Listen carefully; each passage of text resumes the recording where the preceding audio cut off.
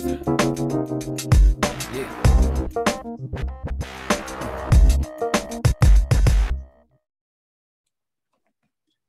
everybody? Sup, Carrie and Rebecca. Sup, everyone? It's Tuesday. It's time for Straight Up Positive. Yes. Matthew. Yes. I have to tell you, I have noticed something about you that you've grown into a new role recently. Yes, I have actually. Yeah. I'm not a morning person. You know this about me, but I caught you this morning with Tipa.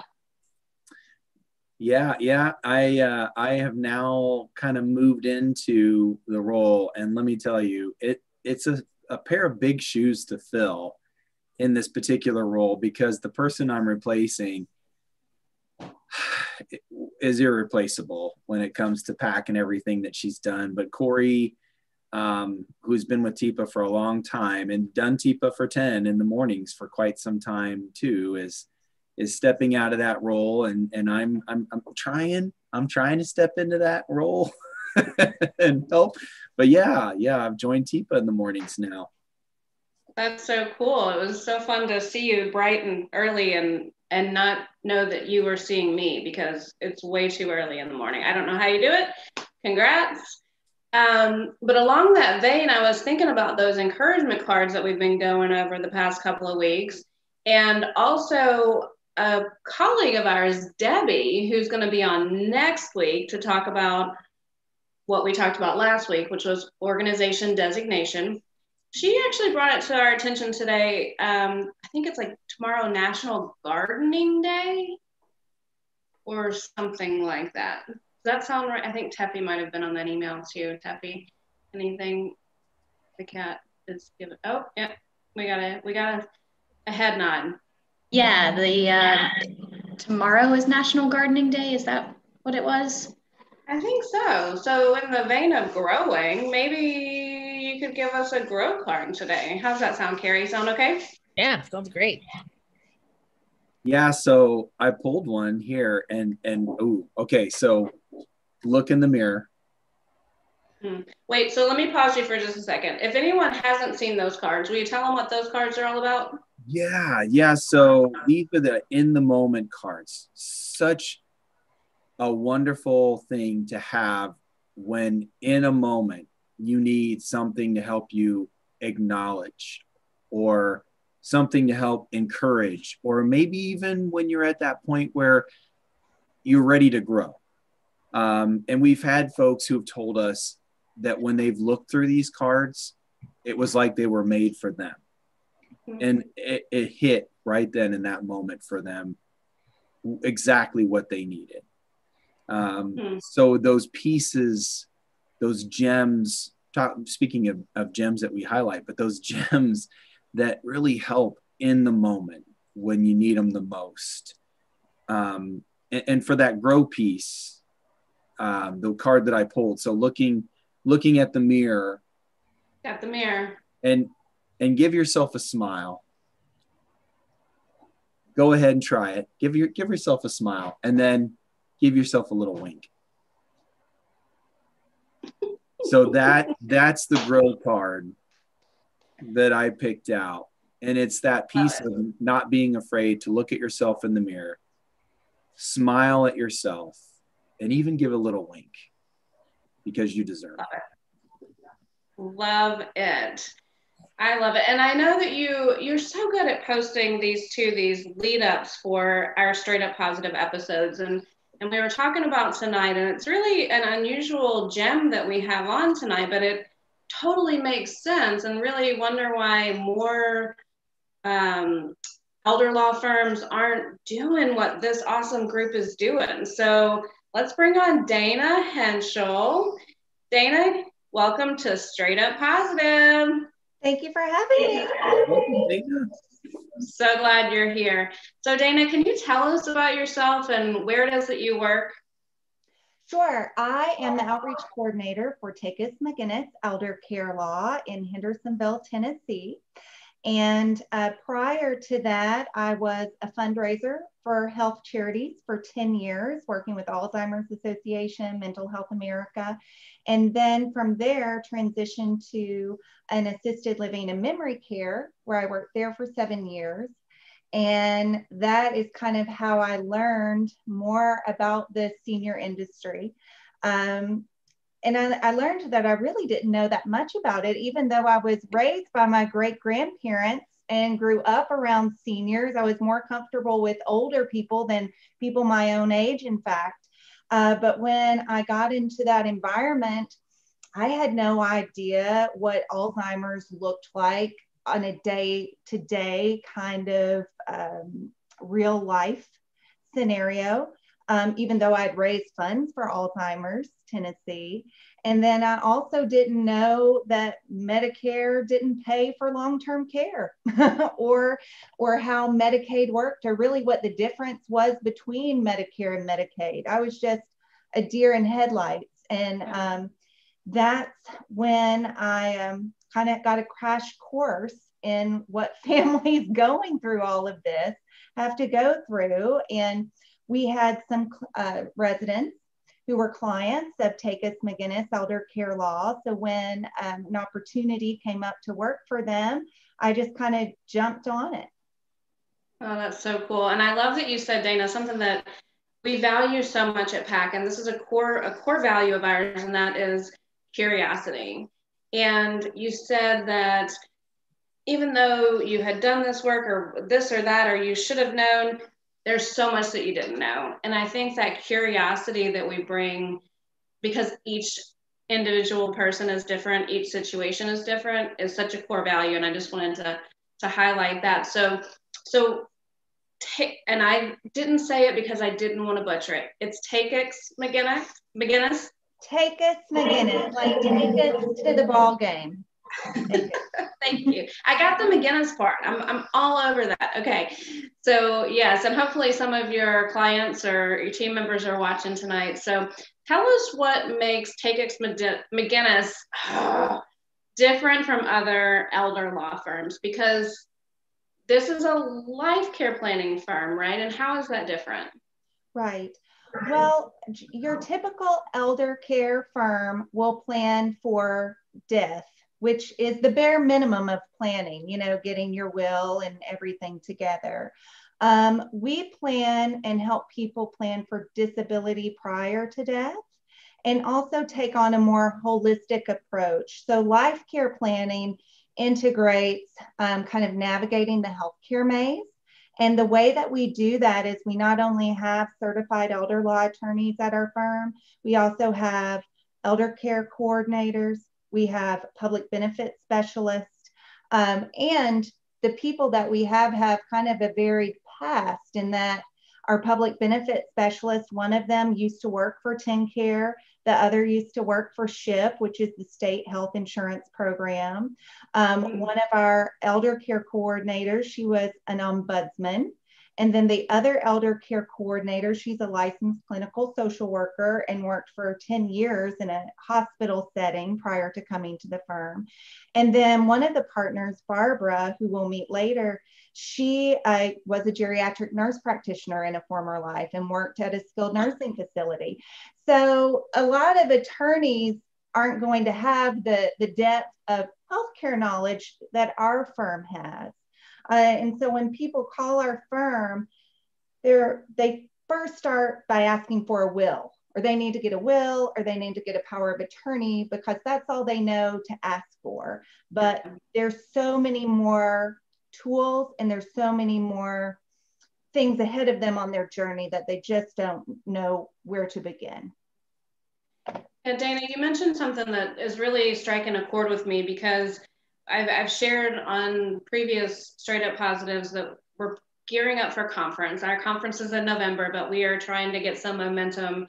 And one of the things that makes Keep Us Know and Positive Approach to Care's conference different is we have people living with dementia a part of the planning process, a part of the presentation process, a part of the breakout sessions. And so one of my roles with PAC has been helping coordinate this effort. And I've gotten to talk to a lot of folks who are living with brain change over the past couple of weeks. And what I hear time and time again is, oh, I got the diagnosis. I was told to get my affairs in order. And what am I supposed to do now? Go curl up in a ball and just, die? No, this is about living. And so I really appreciate what you're saying. Okay, there are those documents that you want to get in order, but how do I live well? And it sounds like that's what you guys do. That is what we do. We want people to use the money they have to get the care they need when they need it. Because if you're getting the care that you need when you need it, you are going to have a healthier, better life and probably stave off everybody's, biggest fear, ending up in the nursing home. People end up in those places sometimes because they needed help in the home and they waited too long to get that care, so their care needs were not being met. Yeah, so really that planning is so important. And so it's called life care planning, which is like a division of elder law, but a specialization, correct? Correct, it is a specialization. And I think Barbara could talk a little bit more about this, but we help people on the continuum of care. So people come to us pre-crisis just for estate planning, which is really kind of ideal because you can plan prior to the diagnosis, prior to the crisis.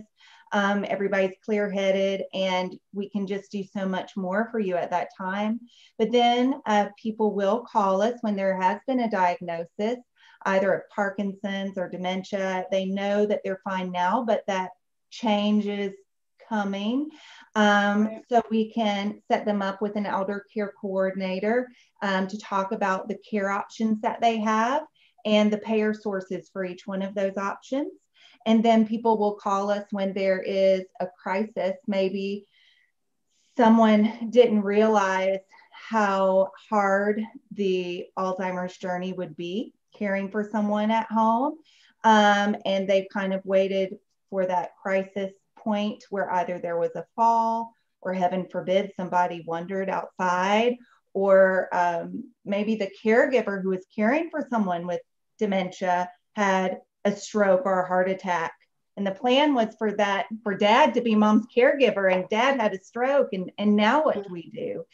So we help people kind of figure out those options and how to either pay for care without impoverishing the other spouse, or pay for care for two spouses and have them not outlive their money. Yeah. So a lot of times we talk about this dementia as a team sport. And man, what you're saying, you guys are a good team member to have. So certainly we're going to have Barbara share too. I'm curious, before Barbara comes on, because we invited Barbara, who's, as you said, one of the partners with the firm, wanted to have her come on to talk about what's the value add to your organization to have someone who's PAC certified. But before we bring that up, I wanted to ask, did you bring your PAC certification to the firm when you came, or did you get your PAC certification after? I got my PAC certification after, and I got it through Mental Health America. Actually, I'm a contract worker with them, and I am PAC certified through them. But when they approached me, I approached the two partners at the time, Tim and Barbara, and they were super supportive of me getting this certification, because one thing is we are all about education and being a resource for our clients and for the community. And they saw value in doing that. And so as a result, we have been able to educate some of the home health caregivers that we partner with. We've offered that service. And tomorrow I'm doing a Zoom call for a home health company, their care workers that we partner with. Also for our clients during more non-COVID times, we're going to offer some in-person training for some of our clients and family members who have loved ones with dementia. So they definitely saw value in that. That's so cool. So you were approached for a partnership with another organization, and so went to your leadership. And a lot of times on this program, we talk about the importance of leadership really standing behind this initiative, behind this approach, behind this philosophy. And I'm curious, when you came to your PAC trainer certification, was it kind of what you expected, or was it like other courses you had been to, or something else? It was definitely something else because, you know, you're used to a more lecture style format, and that is not the way PAC operates at all. It is definitely interactive. It is about role play. And of course, it is about the adult learning cycle. I want to make sure that I get that right because it is so big, the adult experimental learning cycle, about experience, share, process, connect, and apply. And that is a different way of learning than other ways. And it's kind of a challenge. You're learning that cycle at the same time you're learning your PAC skills. So you're learning how to teach PAC using that method, as well as you're being taught PAC that method. So and you mentioned, so that cycle, which is that experience and letting us feel what the experience is, and then changing or making applies based on what we experienced. And you mentioned that when you took this PAC training back to your firm and you trained your staff, or you worked with your staff, that there were some ahas there. Is that right? There were some ahas. And even for me, when I went through the training, of course, I had spent 7 years in an assisted living.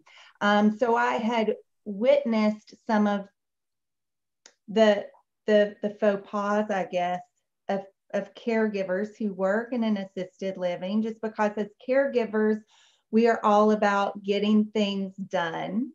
And sometimes caring for a loved one isn't about getting things done in the quickest manner. So some of the ahas that I had at the training was the feeding. We had, during our training, we had to be fed applesauce. And so I knew, I have a normal brain. I knew that somebody was going to put a spoon up to my mouth and feed me applesauce.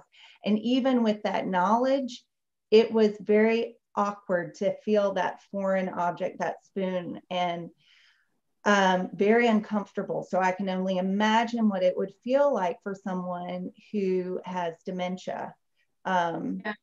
So that was so those pre-COVID days when we used to actually be able to meet in person and do training together. Mm-hmm. And we would do that where we assisted with eating applesauce versus feeding. And what you just said, Dana, I want to just pick that apart a little bit further, but you said, I have a normal brain, and I knew what was happening. I knew this was only going to be, you know, a course of a day. This was only a part of a classroom training that I was doing. But even though you had that knowledge, being on the other end of it did something different for you. Definitely. And so that was the most powerful takeaway. Also, another powerful takeaway pre-COVID that I used in the training was when we had a care recipient and a caregiver, and we kind of assigned different people those different roles. And then I gave the caregiver an assignment of, you know, fix this person's hair, put on this person's socks. And the care receiver did not know what was going to happen. And so their eyes were closed, and all of a sudden they felt somebody touching their feet or touching their hair. And it's a very off-putting feeling, yet that's exactly what we do as caregivers. And we mean it in a loving way. Somebody's hair needs to be fixed, so we just go up and do it. Or we've got to get to the doctor, and we got to make that appointment, and you're taking too long to put on your socks, so I'm going to help you. But it's a very uncomfortable feeling when it's being done to you. Yeah, so really seeing it from the other side, it sounds like was a big takeaway. And so you got these new tools and these new skills, and so I want to bring Barbara in. And while Barbara is coming on screen, I'm wondering if you can talk about how you started using some of those new skills and tools that you learned in your practice at your life care planning firm.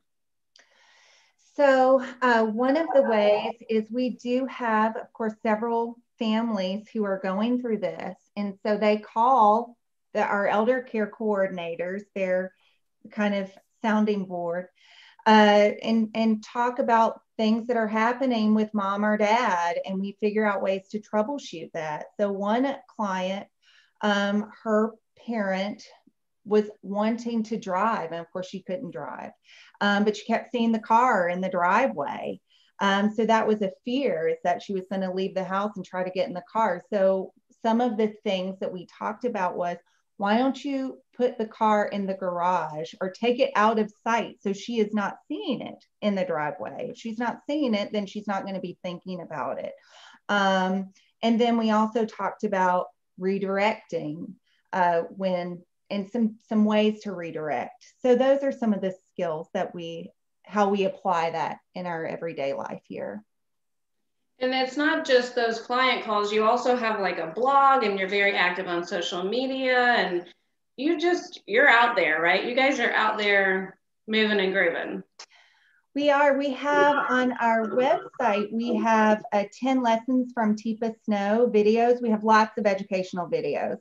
And this is just one series, and it kind of goes through the hand under hand, the positive approach, what the changes in the brain are happening. I find that the brain slides are very powerful tools for people. So we have that listed on our website. So that is, of course, available for anyone who peruses our website. And then we will also send that to people, clients and potential clients, to kind of help walk them through this. Awesome. So welcome, Barbara, to Straight Up Positives. As we usually say, sup? So, very cute. Barbara, I'm just curious from your perspective. So Dana came to you and your partner and said, oh, so we're wanting to do this positive approach to care trainer certification. And so I'm curious at the time, kind of what your thinking was and how you saw value in it, maybe beforehand or maybe more afterward.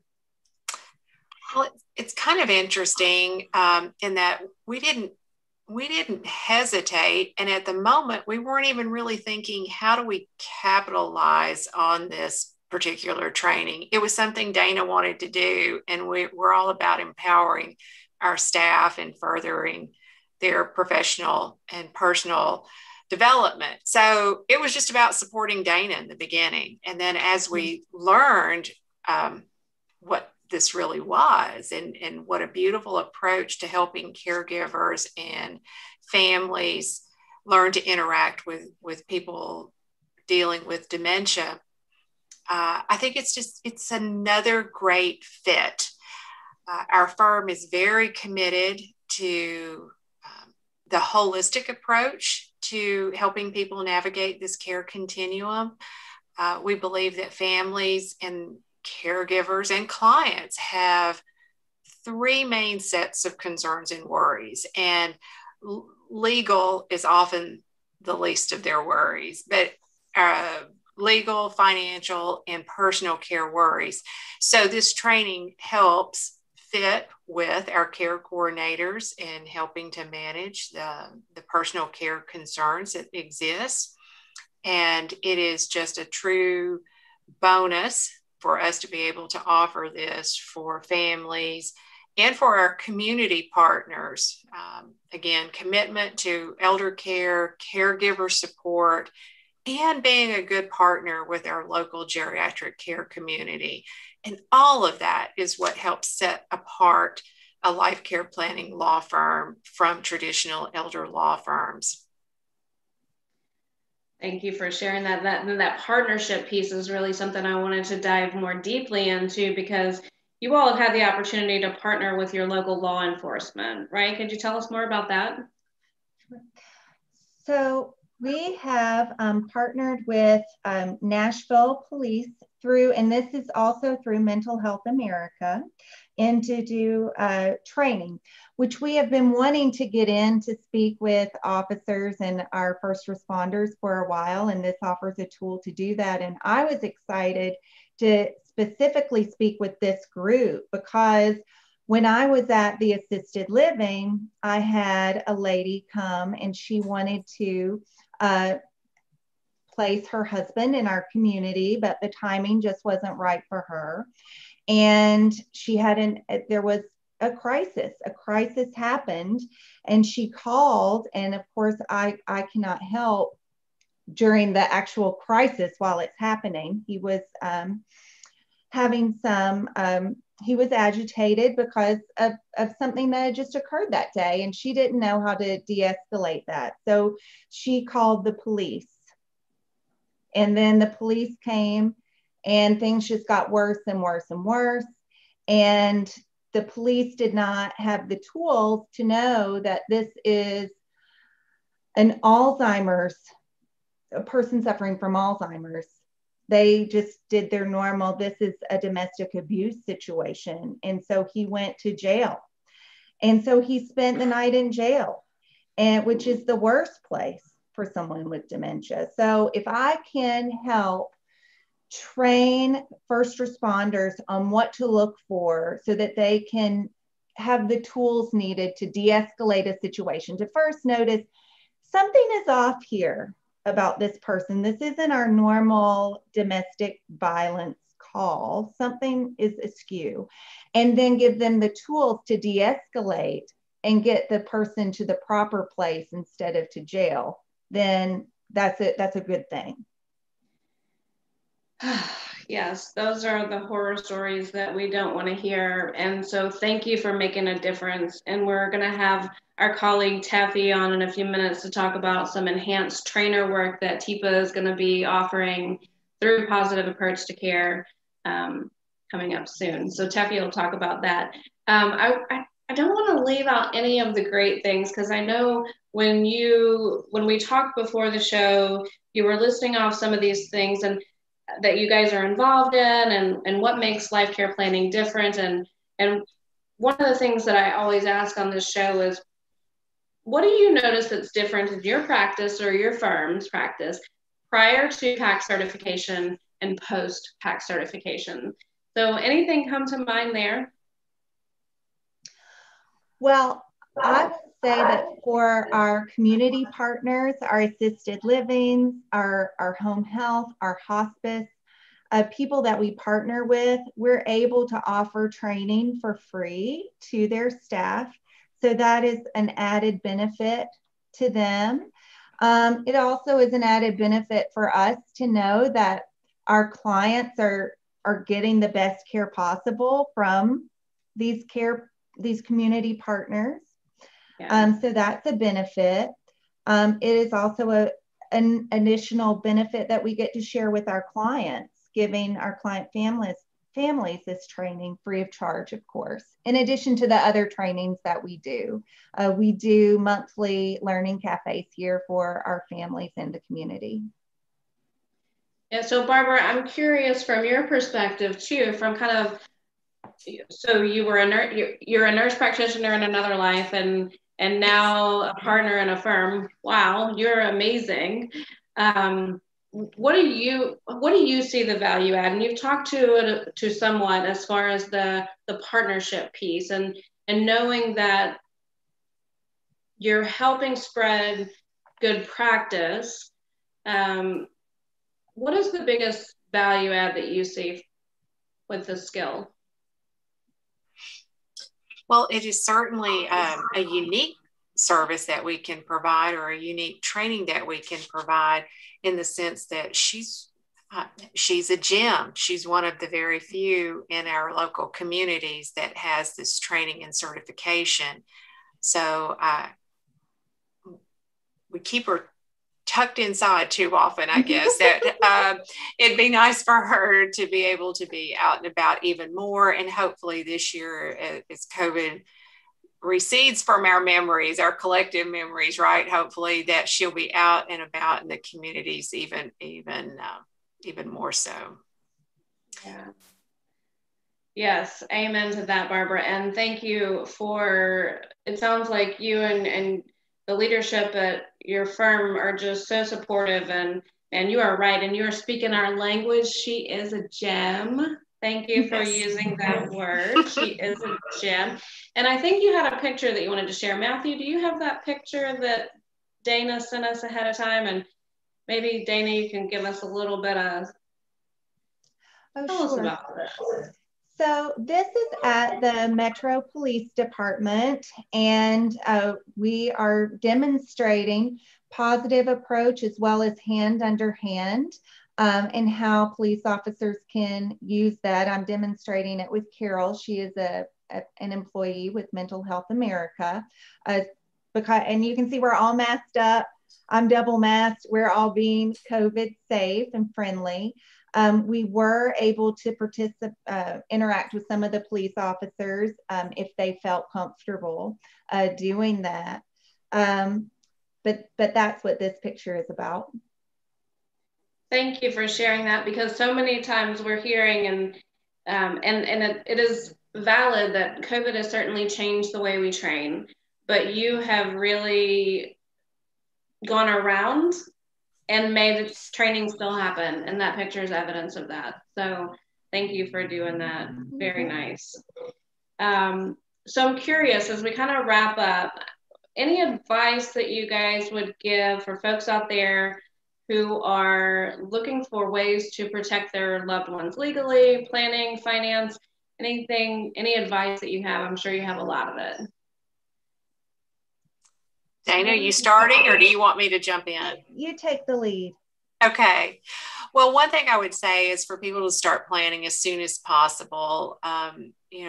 Doctors, neuropsychiatrists, physicians that present that diagnosis will often tell people to get their ducks in a row or get their affairs in order.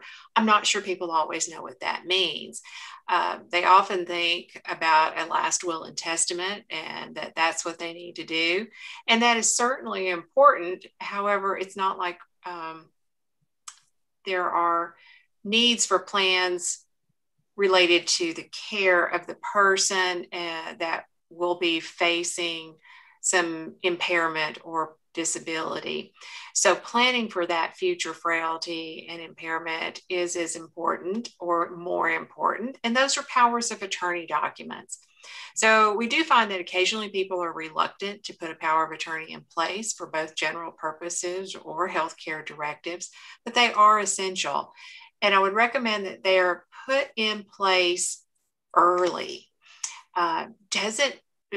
Doesn't mean that you are losing control. You're expanding your control by expanding your team and picking your decision makers early and empowering them with training that you can provide to them, training them about your assets, your values, your desires, what does a good life mean to you? And so you need to work with them, educate them, and empower them to be good stewards and advocates for your healthcare and your financial care.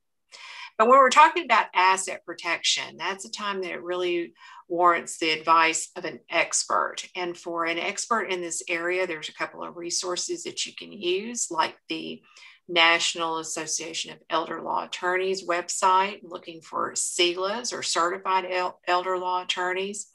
You just can't be careful enough where you get advice. And it's strange that people will take legal advice from everywhere. And for everywhere from their cousin to the checkout person at Walmart or wherever, somebody they want to talk about. Actually, I found a power of attorney from a prospective client yesterday, and I asked them where they got it. They got it from the funeral home. And I just thought that was very interesting. But some planning, like irrevocable trusts, which are often used as part of asset protection, takes time. It does work. It can help you meet your goals and will probably help you meet more of your estate planning goals than a straight inter vivos gift. When you consider tax implications and risk management. And what I mean by an inter vivos gift is thinking about all the folks that come in and want to talk about giving their house away to their children because they think their greatest risk is the nursing home. And our answer is most always, no, that's not a good idea. And we can help them plan ahead of time. So start early. And get expert advice to help you make good decisions and to help you meet the goals of your estate plan and the plan for yourself. Barbara, thank you for that explanation, for one, because you started speaking language that, I wasn't quite smart enough, but that's why we have you here to share this expertise. And it's perfect timing that we have you. And I know that you're not here to give legal advice, but I am just curious. My colleague Matthew works with TIPA on a program called Ask TIPA Anything. And he had a question that he said came up. Matthew, would you share that with Barbara and Dana? Yeah. So thank you again, Dana and Barbara, for all of this awesome information and what you guys are sharing out. We really appreciate it. I think one of the biggest things that we hear a lot of from folks when they are typing in questions into the chat during Ask TIPA Anything, or even our dementia problem solvers with the PAC team, is that their mom or dad or loved one is already in a situation where they're being taken advantage of, or they're noticing they're being taken advantage of by another sibling or a relative. Yeah. And this particular loved one is living with brain change, and they just are desperate to figure out what can they do to help protect that loved one in that situation, because they may be saying something to them about it, but that loved one is like, no, it's okay, but they see what's happening. So that we see that question a lot. What can they do in those moments to help protect them when they can see that they're being taken advantage of?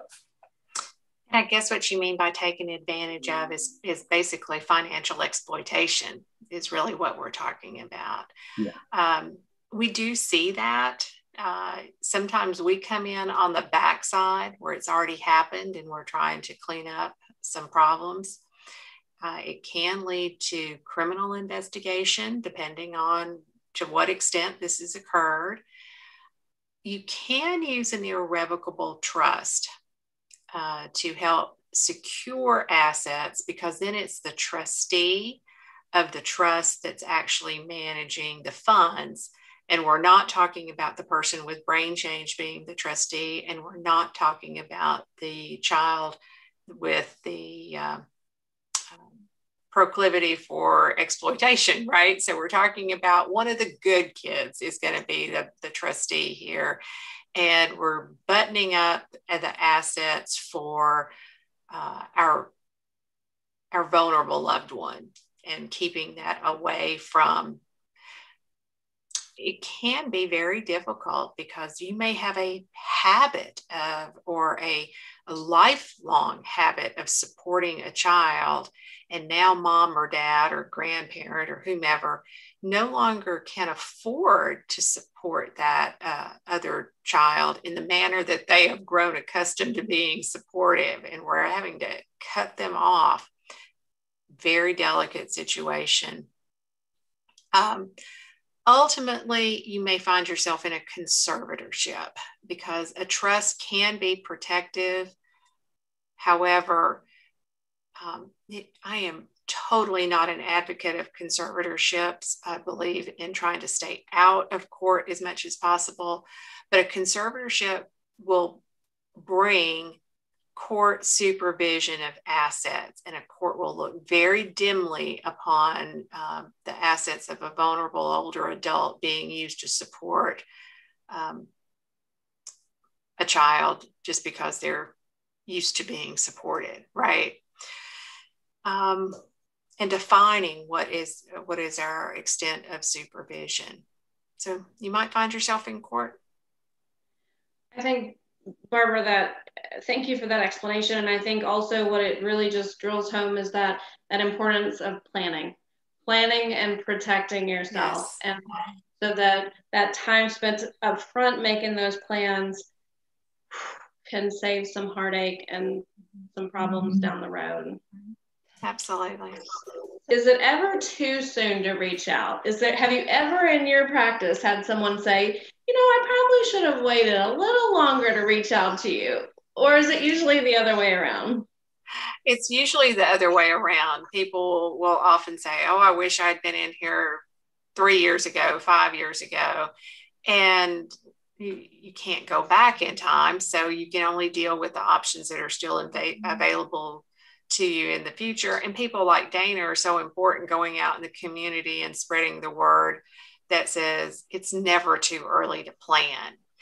The other mistake that folks frequently make in estate planning is the assumption that once they've done their estate plan documents, they never have to revisit those.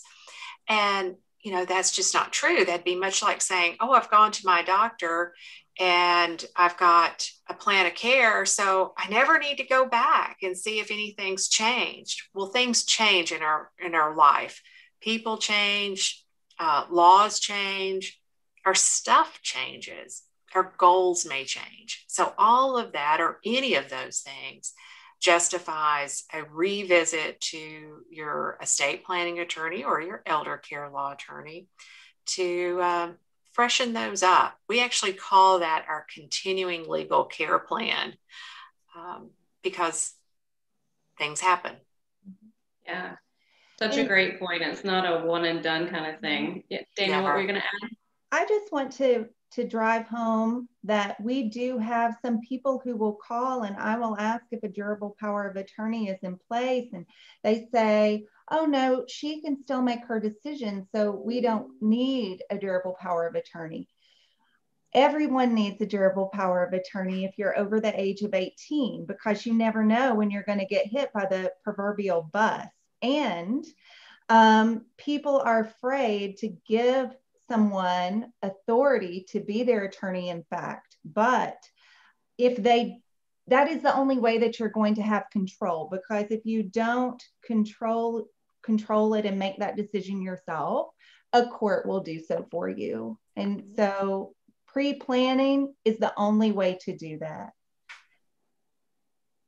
What a great point, Dana. So sometimes we think, oh, I'm holding on to control, but actually if control is what I'm wanting, then putting these pieces in the right places is controlling it in a sense. Thank you for bringing that up. And thank you for being part of our PAC certified community. Dana, you are awesome. Barbara, thank you for supporting her to be a part of this community and for coming on and sharing your expertise and just kind of piggybacking on one of the things that you talked about that you guys are doing was that law enforcement training. So I know we've invited Teffy. Teffy, come on up to SUP.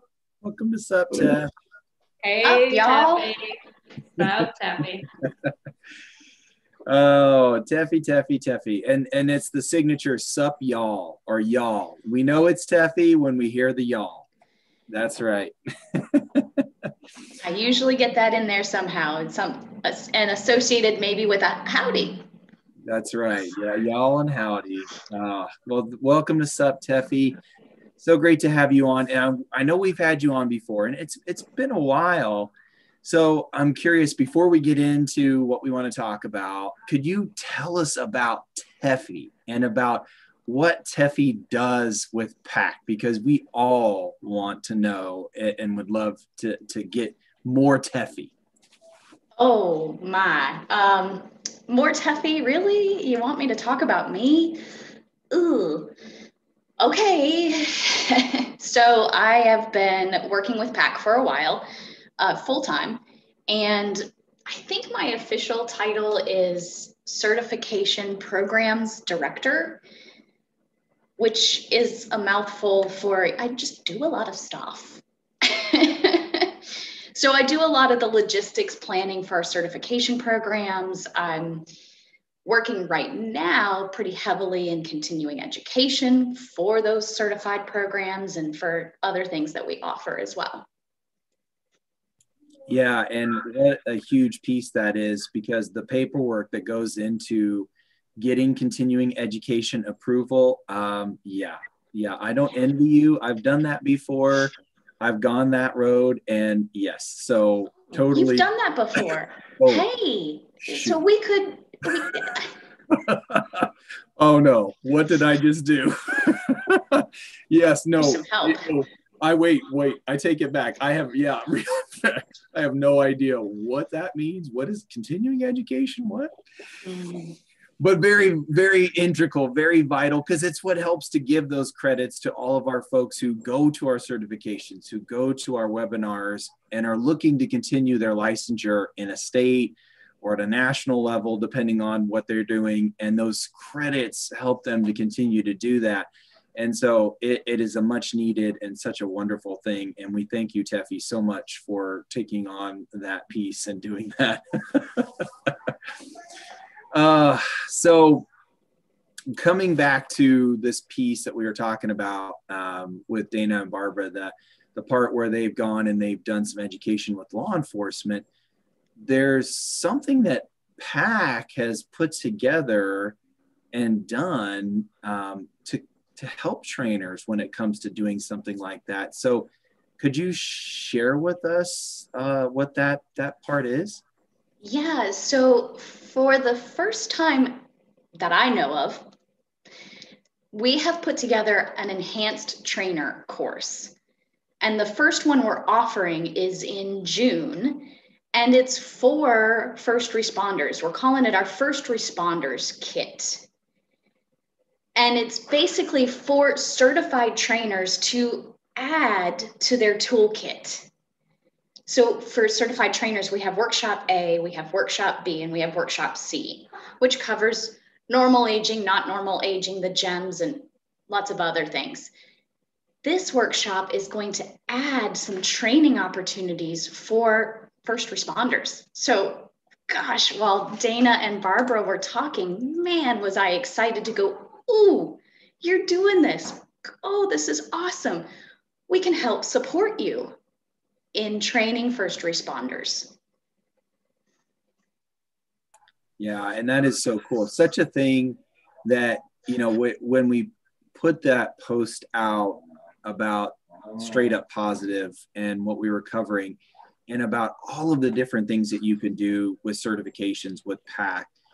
And a lot of times when you say something, it's a positive approach to care certification, working on educating folks on supporting and helping those who are living with brain change, first thought is skilled nursing facility, nursing homes, but going outside of that, I mean, you could use this stuff with everything, really. And so Dana doing awesome work with the law firm that she's working with, Takacs and McGinnis. Hopefully I said that right. And then also we've had Melanie Bunn on before, who has done the same thing that Dana has, working with local first responders and organizations who could approach somebody in a situation like this, and how having those tools and having those pieces added to what they already get, because they already do such an amazing job, but having those extra tools and how helpful that can be is just so amazing. So we were talking about, and you were mentioning how this can add to what we're doing, what some trainers are doing already, or trainers who aren't doing this yet but want to. What are some of those resources that come with doing this enhanced trainer? If you could share more about that piece. Yeah, actually, I'm going to share my screen and hopefully show you a little bit more. So this is the page to go to sign up for that training, but you asked for what you get.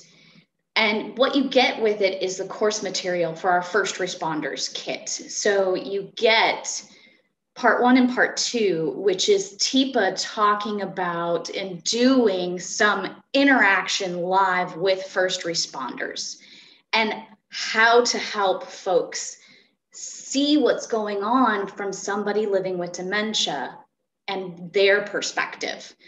You also get the course objectives, you get the outlines, and you get quizzes with an answer key and a certificate of attendance for folks that have come to your training. Wow. So just like the workshops A, B, and C, and how we get all of the materials needed to do that, to really make it as easy as possible, especially when you're first trying this out. Giving those resources, those materials to be able to do it when you're first trying it out so that you can get started, you can get going. And maybe for those who've already been doing this, these are pieces that can be added in that they might not have been using before, or just help to dress things up a little more. Or even like, ooh, that's not something I covered when I did this.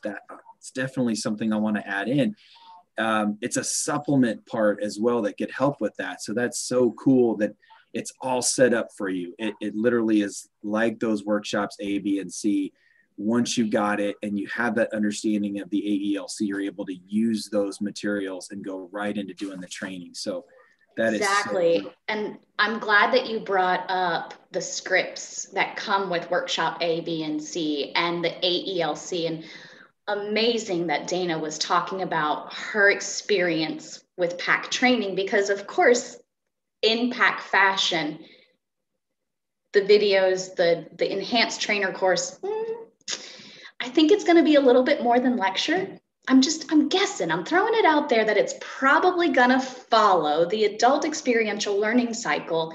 And then when you walk away from the course, you're going to have an adult experiential learning cycle script to work from, to go along with the first responders kit. Very cool. Yeah. I mean, how amazing it is to add that to your tool belt.